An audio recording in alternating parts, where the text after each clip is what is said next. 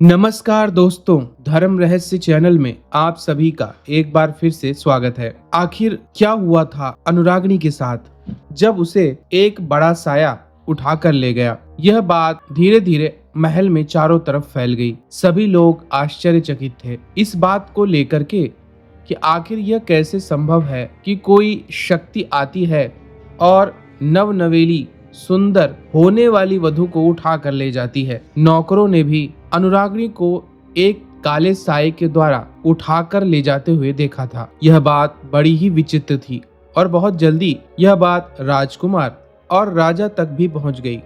राजकुमार राजा के पास पहुंचा और रोते हुए कहने लगा, पिताश्री, मेरे साथ हमेशा ऐसा ही होता है। जब भी मैं किसी से प्रेम करता हूँ, बार बार उसमें संकट आ ही जाता है। मैं तो अभी उससे अच्छी प्रकार बातचीत भी नहीं कर पाया और एक बार फिर से कोई अनुरागिनी को मुझसे जुदा कर दिया है। आप मेरी मदद कीजिए। राजा भी थोड़ा संशय में आ जाता है। वह इस बात के लिए स्वयं सोचने लगता है कि यह क्या घटित हो रहा है मेरे पुत्र के साथ, और वह तुरंत ही उस तांत्रिक को बुला लेता है। तांत्रिक को सारी बात पता चलती है तो वह कहता है, हम इस बात को जितना ज्यादा सरल समझ रहे थे वैसा लगता बिल्कुल भी नहीं है। यहाँ पर रहस्य बहुत बड़ा है। राजन, मेरी बात मानिए तो एक तांत्रिक हवन कीजिए। उस हवन का खर्चा आप कीजिए, सारी व्यवस्था मैं कर दूंगा। राजा ने तुरंत ही तांत्रिक की बात मान ली, क्योंकि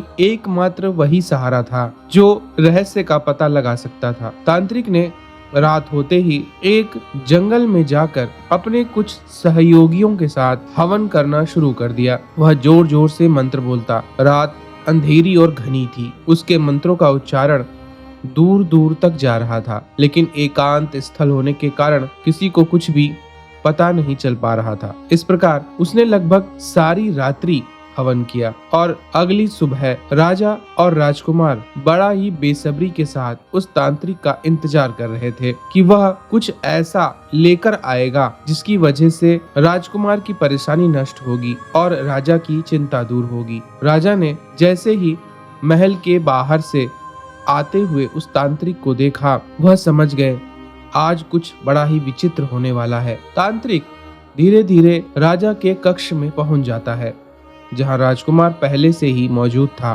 तांत्रिक कहता है, राजन, बात बहुत ज्यादा विचित्र है। आप अनुमान भी नहीं लगा सकते, क्योंकि मैंने जो समझा है वह तो पहले ही विचित्र निकला, पर उससे और भी विचित्र दूसरी बात मुझे पता चली है। राजा और राजकुमार बड़ा बेसब्री से उसकी ओर देख रहे थे। उन्हें उम्मीद थी कि तांत्रिक कुछ विशेष बात ही उन्हें बताएगा। तब तांत्रिक ने कहा, राजन सुनो, यह कन्या कोई मानव कन्या नहीं है। यह एक यक्ष लोक में निवास करने वाली यक्षिणी है, जो कि धरती पर अपने श्राप के चलते विचरण कर रही है, तब तक कि जब तक उसे उसका सच्चा प्रेम नहीं मिलता और वह उसकी मुक्ति का कारण नहीं बन जाता। यही बात देखकर राजकुमार ने उसे पसंद किया। दोनों का मिलन होने ही वाला था, लेकिन इसमें बीच में एक डायन आ गई और समय के साथ और भी ज्यादा विचित्र बात यह हुई कि जिस डायन की शक्ति को रोककर एक दूसरे तांत्रिक ने यह मिलन करवाने के बारे में सोचा था, उसे तो पता ही नहीं था कि यह एक यक्षिणी है। वह भी इसकी सुंदरता पर मोहित हो गया। इसकी शक्तियों को प्राप्त करने की उसकी इच्छा हो गई। डायन कभी भी उसे धन संपदा नहीं दे सकती थी, लेकिन अनुरागिनी शारीरिक सुख के साथ उसे धन वैभव संपन्नता दे सकती है, क्योंकि यह यक्षलोक की निवासिनी है और यक्षलोक कुबेर महाराज के अधीन आता है। कुबेर महाराज से धन प्राप्त कर यक्षिणी शक्तियां धन देने में बहुत उपयुक्त मानी जाती हैं और प्रेम, वासना और शारीरिक सुख देने में तो यह यक्षिणी उत्तम ही है। इसीलिए अब उस तांत्रिक ने इसे प्राप्त करने की चेष्टा की है। अपने एक काले जिन को भेजकर उसने इसे उठा लिया है, क्योंकि अनुरागिनी की शक्तियां तभी जागृत होंगी जब उसका विवाह हो जाएगा। किंतु विवाह तो हो ही नहीं पाया। विवाह के बाद जब तक वह सारी वैवाहिक परंपराओं को नहीं निभा देती, उसकी समस्त शक्तियां जागृत नहीं हो सकती। इसी बात का फायदा उठाकर तांत्रिक ने उसे अपने पास बुला लिया है। तांत्रिक अब उसके साथ विवाह करना चाहता है और वह उसके लिए प्रस्ताव भी रखने वाला है। अगर यक्षिणी में सतीत्व की कमी होगी तो वह उसके विवाह प्रस्ताव को स्वीकार कर लेगी, क्योंकि उसका तो मूल उद्देश्य यहाँ से निकल जाना है। यह सुनकर राजकुमार बहुत परेशान हो गया। उसने तांत्रिक से कहा, इसका कोई मार्ग है क्या कि मैं वापस अनुरागिनी को प्राप्त कर सकूं? तब तांत्रिक ने कहा, मार्ग तो है, लेकिन इसके लिए तुम्हें उस बलशाली तांत्रिक से युद्ध करना होगा, और वह कितना बलशाली है तुम इससे ही अनुमान लगा लो कि उसने एक डायन को, उसके बाद अनुरागिनी यक्षिणी को अपनी शक्तियों से बांधकर अपने पास रखा हुआ है। तब राजकुमार ने कहा, कोई तो मार्ग होगा, आखिर उस तांत्रिक की कोई तो काट होगी जिससे हम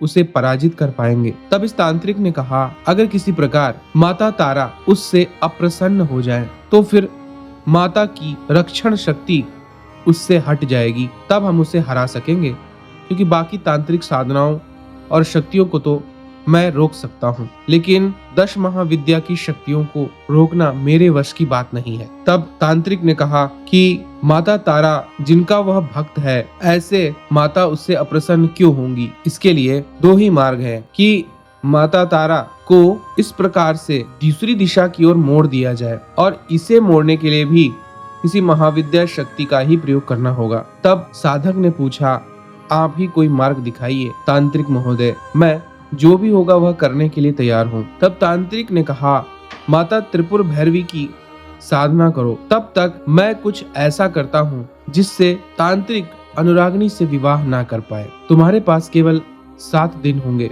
इन 7 दिनों में तुम्हें देवी माँ त्रिपुर भैरवी को प्रसन्न कर लेना होगा। यह बात सुनकर राजकुमार ने कहा, ठीक है, आपकी विधि कितनी भी कठिन हो, मैं उसे पूरा करूंगा। तांत्रिक ने माता त्रिपुर भैरवी को प्रसन्न करने की एक संक्षिप्त विधि राजकुमार को बताई। उधर तांत्रिक ने एक हवन करना शुरू कर दिया, जिसके कारण अनुरागिनी यक्षिणी के अंदर सतीत्व की शक्ति जागृत होने लगी। इसके कारण अब अनुरागिनी बार बार राजकुमार के विषय में सोचने लगी। तब तक उस तांत्रिक ने कहा, मैंने तुम्हें अपने काले जिन्न को भेजकर अपने पास बुला लिया है। जानती हो क्यों? मैं तुम्हारा पति बनकर तुम्हारी शक्तियों का उपभोग करना चाहता हूँ, तुम्हारे शरीर की सुंदरता का आनंद लेना चाहता हूँ और तुम्हारी शक्तियाँ भी बढ़ाना चाहता हूँ। लेकिन अनुरागिनी कहने लगी कि मैंने राजकुमार को ही अपना पति मान लिया है, और भले ही उसके पास कोई तांत्रिक शक्तियां ना हो, लेकिन वह एक सच्चा प्रेमी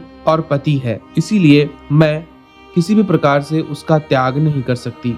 तांत्रिक ने कहा, मैं तुम्हें 7 दिन का मौका लेता हूँ। अगर 7 दिन के अंदर तुमने अपना निर्णय नहीं बदला तो मैं राजकुमार की हत्या करके तुम्हें अपने वशीकरण शक्ति के द्वारा तुमसे विवाह कर लूंगा। अब तुम चाहो अथवा ना चाहो, तुम्हें मेरे अधीन आना ही पड़ेगा। यह बात सुनकर अनुरागिनी बहुत ज्यादा घबरा जाती है, लेकिन इधर तांत्रिक के हवन के कारण अनुरागिनी के अंदर सतीत्व का जो भाव आ रहा था, उसके कारण वह राजकुमार के अतिरिक्त किसी अन्य के विषय में सोच भी नहीं सकती थी। लेकिन उसके मन का सबसे बड़ा भय इसी बात को लेकर था कि कहीं तांत्रिक राजकुमार की हत्या न कर दे। इधर तांत्रिक ने राजकुमार को जो विधि बताई थी, उसके अनुसार राजकुमार बड़ी भीषण तपस्या करने लगा। वह शमशान भूमि में जाकर माता त्रिपुर भैरवी की आराधना करने लगा, और बड़ी कठिन तपस्या के बाद 7वीं रात्रि अचानक से चारों ओर भूत प्रेत पिशाचों का बड़ा जमावड़ा वहां इकट्ठा हो गया। सभी राजकुमार को वहां से हटाने का प्रयत्न करने लगे, परंतु राजकुमार पूरी तरह स्थिर था और भयंकर परीक्षा उसने इस प्रकार पास कर ली। और सामने जब देखा तो एक विशालकाय हाथ में खड्ग लिए हुए, नरमुंडों की माला पहने हुए, एक हाथ में कपाल रक्त का प्याला धारण किए हुए एक विशालकाय देवी, जो काले रंग की बिखरे हुए बाल और भयानक स्वरूप वाली थी, सामने आकर खड़ी हो गई और कहने लगी, मुझे भूख लग रही है, मुझे मानव देह दे। यह सुनकर राजकुमार बहुत भयभीत हो गया। वह सोचने लगा, मैं देवी को प्रसन्न करने के लिए मानव देह कैसे दे सकता हूँ। तब देवी ने कहा, अगर जल्दी ही तूने मुझे मानव देह नहीं दी तो मैं विध्वंस करूंगी, मैं इस राज्य के राजा का भक्षण करूंगी। तब राजकुमार ने कहा, ठीक है देवी, अगर मेरे पिता के प्राण चले जाएंगे तो मेरे पुत्र होने का क्या अर्थ है, इसलिए मैं स्वयं की देह ही आपको समर्पित करता हूँ। और फिर उस भयानक स्वरूप वाली देवी ने राजकुमार को अपने अंदर रख कर खा लिया। इस प्रकार राजकुमार अब देवी के उदर में प्रवेश कर गया था। आगे क्या हुआ हम लोग जानेंगे इस कथा के अगले भाग में। तो अगर यह कथा आपको पसंद आ रही है तो चैनल को लाइक, शेयर और सब्सक्राइब करें। आप सभी का दिन मंगलमय हो। जय मां पराशक्ति।